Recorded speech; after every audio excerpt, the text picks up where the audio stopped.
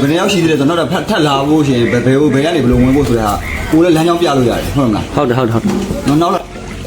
အားလုံးပဲမင်္ဂလာပါခု DVD ကတော့လက်ရှိလဲမျက်နှာမြုပ်နဲ့ငဝမ်းမီဝမ်းဒေတာအနီးတစ်ဝက်မှာရေပဲတင်နေတဲ့ဗီဒီယိုတွေကိုကူညီနေတဲ့ဗီဒီယိုလေးပဲဖြစ်ပါတယ်။ပါထမင်းမစားရသေးဘူးလား။ဟမ်ဟုတ်ကဲ့ရောအကိုဘယ်နေရောက်လဲဟုတ်ကဲ့ဟောကျွန်တော်သွားလိုက်မဟုတ်အကိုကျဲဦးလေ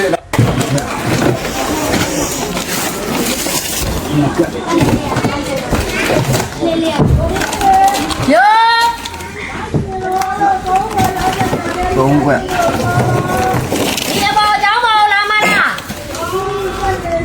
အော်ဆက်လေကုန်းပါလေကျွန်တော်လည်းရောက်တဲ့နေရာတော့ဒီမှာလူကဒီမှာဘလို့လိုက်လို့မရသေးဘူးမိုင်းပြမပေါက်သားရဲ့လိုက်လို့မရဘူးတဲ့မပစ္စည်းတွေနဲ့မလို့တဲ့အဲ့တော့၄ကချပေးလိုက်20ဆိုတော့နော်ဘယ်လိုလုပ်ချင်လဲရတယ်လေလာကြီးကဘူးဟိုဘယ်ကတော့ချပြီးမှာလေတို့ဟိုညောင်းဝက်လည်းဆက်သွားမှာဒီမှာလည်းကျန်တဲ့ကိုချင်းပေးကြလေရတယ်အခုချင်းပေးကြလေပေးရဆိုတော့ကို300လား300ဆို300ချင်းပေးကြလေရတယ်နော်ဒီကဆိုတော့624ဟုတ်အဲ့မှာဆိုတော့မှာပဲဟုတ်ကဲ့လားဟုတ်အထမင်းအထုံးနဲ့ဆက်ပေးကြမှာအထုံးနဲ့ဆက်ပေးကြစလိုက်တော့ပဲစမတော့ထားခဲ့အစင်ပြေသာပေးရဟုတ်ရတယ်အစင်ပြေတယ်နော်ဒီ channel တွေပါအကုန်လုံးဆိုတော့ဟုတ်ရတယ်ဟိုပါပြရအောင်လားအော်ကြော်တယ်ဟုတ်ပါရပေးဟုတ်ဟိုပါပြတယ်ဆိုတော့ရောက်လာတာဝဲတော့ဟုတ်ဝဲတော့ဟုတ်ပါမှာဟုတ်တော်လှန်ဝဲတော့ဟိုမှာတရှိချပဲဟုတ်ဆက်လိုက်ဟုတ်ရတာကိုကြီးဒါလည်းမရတဲ့ကဟမ်ကျွန်တော်ဘုံဒီကူးတယ်ဘုံကိုပြောရင်တော့လည်းလောက်လက်ကြည့်လောက်ဒီတော့တက်လာအကြောင်းပါဟုတ်တယ်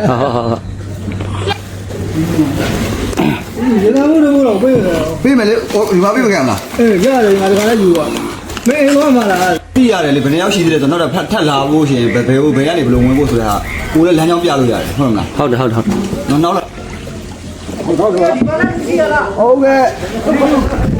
ဟုတ်ကဲ့လာမယ်ပြောလာမယ်နော်လာခဲ့ပါမယ်အခုမောင်းလို့မလွယ်ဘူးဒီရဲ့အခုဝင်မယ်ဆိုဒီဝင်ရေဝင်ပြီးတော့ပြန်လဲလိုက်တို့တားကြီးပေါ်မှာနေကြရဆိုတားကြီးပေါ်မှာအဲ့ဘက်ကိုရောက်တဲ့လူတွေဘယ်ဘက်ရောက်လဲမသိအဲ့ဒါကိုရောက်ဒါဆက်ပြပူပြီလားကိုဒီစက်ကြီးဟုတ်ရေဦးတပူးထိုင်ပြီးတော့ဟုတ်သုံးပြီဒီတော့ရင်ဟုတ်လားတော့ရင်ဆိုတော့ဟိုမှာ4ယောက်ဒီမှာ3ယောက်မယောက်အမိကကျွန်တော်နိုင်ပါမလားလေအဲ့မင်းမလာယူမယ်ဆိုဒါယူပဲကိုမနိုင်ဘူးငါတယောက်ပဲဒီလောက်တော့ကွာအများတွေဟာဟဲ့ဒီမှာနေဟိုးလဲသွားပို့အောင်ကြောက်လိုက်ပါလာမယ်အော်ဒီမှာ4ယောက်ဒီမှာ3ယောက်9ယောက်4 5ယောက်ချင်းလိုက်တာပြလိုက်ကိုဒီရွာတော့ကျွန်တော်အထမတော့ကယူတာကုန်းမလားထမတော့ရှိသေးတယ်အခုရ4တော့ထမတော့အကုန်လုံးချပြလိုက်ကိုအချင်းနဲ့သူသေးသွားတယ်ဒီမှာလောက်တော့အခုရဟိုက4တော့လားဟိုက4တော့ဒီက3တော့ဆိုတော့နေဦးကိုအဲ့ဒါ4ယောက်ဝင်သွားပေးလိုက်အေးပေးပြီအမှ2ယောက်ဦးလေးမနေရောက်လဲဒါ3တော့ဒါ4ယောက်သူကဒီမှာတန်းစင်ညီကိုနဲ့ငါနဲ့နေတာသူ့ပေးလိုက်ပြီ4ယောက်ဝင်လာပေးပခဲ့အဲ့မှာမရတယ်ဒီနေ့မဆွတ်ဟုတ်လို့ရပါဘူးကျွန်တော်တို့ကဟုတ်ဒီလို့တယ်အဲ့နေလိုက်လို့မဟုတ်ဘူးလေဖင်လှည့်လို့ရအောင်လို့ကျွန်တော်ဖင်လဲလို့မဟုတ်ဘူးဒါပေးလိုက်ဦးမယ်လीဟုတ်တယ်300ရလေး4တော့တလားလုံးဖျားသားရွတ်လာတာ3လို့ပြန်ပြီအမိုင်ဆမ်းမဲ့ကလည်းအားလို့ဘိုးကြီးကကြောက်ယူလိုက်လားအကိုချင်းလိုက်ချပြလိုက်တော့အဲ့မှာ၄-၅တော့ပဲရှိတော့တာ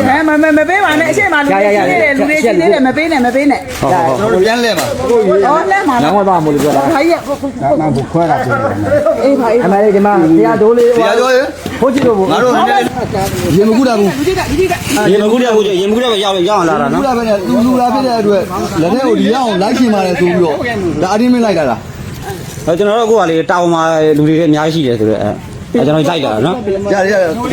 ဒါပေါ့ကျွန်တော် DVD ကိုကြည့်ပြီးတော့တဲ့အခါမှာရေတွေက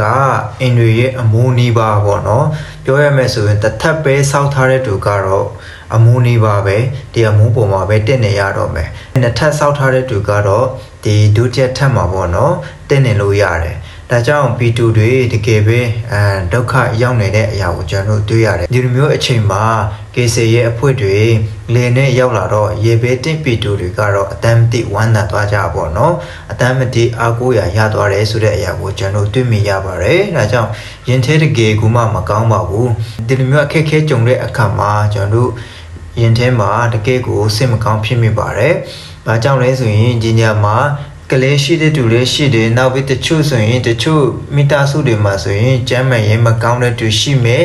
တက်ကြီးရွယ်ဦးတွေဒီလိုမျိုးရှိတဲ့အတွက်ကြောင့်ဒီလိုမျိုးဒုက္ခနဲ့ကြုံတွေ့တဲ့အခါမှာအရင်ပဲခက်ခဲမှာဖြစ်ပါတယ်ဒါကြောင့်တကယ်ကိုစိတ်မကောင်းဖြစ်မိပါတယ်ခုနကြည့်တဲ့အခါမှာလည်းတေဝါလုံးတိမ်မကြံအားလုံးကအရေးတွေနှင့်နေပြီတချို့အိမ်တွေဆိုရင်တော့တစ်ထပ်ပဲစောက်ထားတဲ့သူတွေကတော့ဒီနှစ်ထပ်စောက်ထားတဲ့အိမ်မှာတင်းချောင်နေရတယ်ဒါကြောင့်ဘယ်လောက်ထိခက်ခဲနေမလဲပေါ့နော်ဒါကြောင့်ဒီလိုမျိုးခက်ခဲနေတဲ့အချိန်မှာအခုလိုမျိုးကိုညီနေတဲ့သူတွေရောမောပန်းမှုများစွာနဲ့ခက်ခဲမှုများစွာနဲ့ဒုက္ခပေါင်းများစွာနဲ့ပေါ့နော်ဒီလိုမျိုးကိုညီနေတဲ့အတွက်ကြောင့်သူတို့ရဲ့စိတ်ကိုလည်းတကယ်ကိုလေးစားမိပါတယ်ရေဘေးတင့်နေတဲ့နေရာတွေမှာအမှန်တကယ်ဆိုရင်ကျွန်တော်တို့ဒီမှာကြည့်တဲ့အခါမှာတေဝါလုံးတစ်မျိုးနယ်လုံးကကျွန်တော်တို့ရေဘေးတင့်နေတာကိုတွေ့ရတယ်။နောက်ရောက်တခြားဗီဒီယိုမှာဆိုရင်လည်းဒီဂါလမ်းမတွေမှာဆိုရင်အခုဆိုဆက်လက်တွေပဲတောနေရတယ်။တချို့ကေဆေရတမားတွေဆိုရင်လည်းနေညမနာပေါ့နော်။ကေဆေပေးနေတဲ့အရာကိုလည်းတွေ့ရတယ်။ညမှာကေဆေနေတဲ့သူတွေဆိုရင်တချို့ဆိုရင်တို့ကိုခက်ခဲနေတယ်ပေါ့နော်။အတန်ကိုပဲနားထောင်ပြီးမှဒါမှလူရှိလားဆိုပြီးမှတက်မီနဲ့ထိုးပြီးမှရှာရတယ်ပေါ့နော်။ဘာကြောင့်လဲဆိုရင်ဟိုမှာရေဘေးတင့်နေတဲ့သူလည်းတချို့ဆိုတက်ပင်ပေါ်မှာတက်နေတဲ့တချို့ဆိုရင်ရေနဲ့တင်နေတဲ့နေရာမှာရနေတဲ့တချို့ဆိုရင်အခုကန်ဆွဲထားလို့ရတဲ့နေရာမှာသူတို့ကတော့ရေထဲမှာဒီလိုမျိုးရှိနေတဲ့အတွေ့အကြုံသူတို့စီအရောက်သွားပြီးမှကေစင်နေတဲ့နေရာတွေကိုတွေ့တဲ့အခါမှာပေါ့နော်အရန်ပဲခက်ခဲတယ်နောက်ပဲအရန်ပဲစိတ်မကောင်းဖြစ်မိပါတယ်အခုလိုမျိုးဒီရေပဲတင့်သွားတဲ့နေရာတွေမှာကတော့ရေကျသွားလို့ရှိရင်လည်းနလန်ထူဖို့ကတော့တော်တော်လေးခက်ပါတယ်အချိန်လေးယူရတယ်ဘာကြောင့်ဒီလိုမျိုးပြောရလဲဆိုရင်ရေကျသွားလို့ရှိရင်လည်းချစ်စားမဲ့နေရာတွေနောက်ပြီးရေတွေကအရင်ခက်ခဲမှဖြစ်တယ်ဒါကြောင့်သူတို့ဆက်လက်ပြီးမှပေါ့နော်စေတနာရှင်တွေကကိုညီပဲဖို့ရင်အတွက်မျှော်လင့်ပါတယ်။ဘာကြောင့်လဲဆိုတို့မှလျက်စစ်လည်းမလာတော့ဘူး။နောက်ပြီးရေတောက်ဖို့တွေတော့မှတအားခက်ခဲတော့တဲ့အရာမျိုးဒီမျိုးဖြစ်နေတတ်ပါတယ်။တို့စေတနာရှင်တွေလည်းပုံမှုပြီးကိုညီနိုင်ပါစေ။နောက်ပြီးရေပဲတင့်နေတဲ့သူတွေလည်းအမြဲဆုံးလွတ်မြောက်ပါစေ။ဒီရေတွေလည်းအမြဲကြပြီးမှကောင်းကောင်းမွန်မွန်နဲ့အသက်ရှင်နေထန်စားတောင်းနိုင်ပါစေ။နောက်ဗီဒီယိုမှာပြန်ဆောင်ကြရအောင်